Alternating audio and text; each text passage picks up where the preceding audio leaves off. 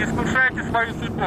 Собираемся и возвращаемся домой на берег. 3 дня морозов, а любителям зимней рыбалки уже не терпится открыть сезон. О своих уловах спешат рассказать и в соцсетях. С опасного льда таких смельчаков сегодня выпроваживают сотрудники ГИМС.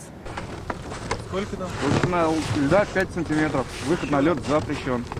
Выходить на такой лед небезопасно, но на риск зачастую идут даже родители. Гуляют с детьми на коньках и просто любуются зимними узорами. В этом году спасатели зафиксировали уже несколько таких нарушений. У нас уже есть случаи выхода на лед. Это озеро Комсомольское, например, озеро Хоровое на Ярулин-1, где там пожарные постоянно гоняют людей. Я бы, конечно, хотел призывать не только родителей, но и всех прохожих, кто наблюдает такие случаи. Необходимо не только снимать это на камеру, но подойти просто к детям и прогнать их с этого льда. В Татарстане сейчас работают 9 оперативных постов МЧС. В Казани, Лаишево, Нижнекамске, Челнах, Чистополе, на реке Мёша.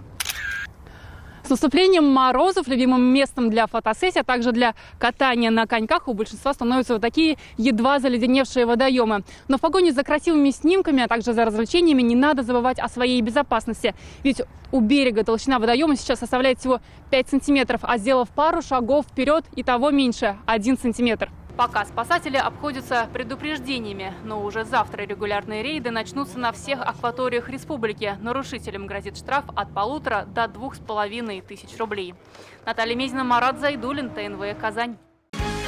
Закажи рекламу на ТНВ. Телефон в Казани 5 705 100.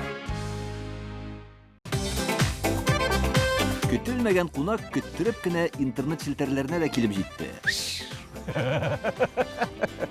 Хәзер бу фильмның барлык серияларын ТНВ.ру сайтында карап була.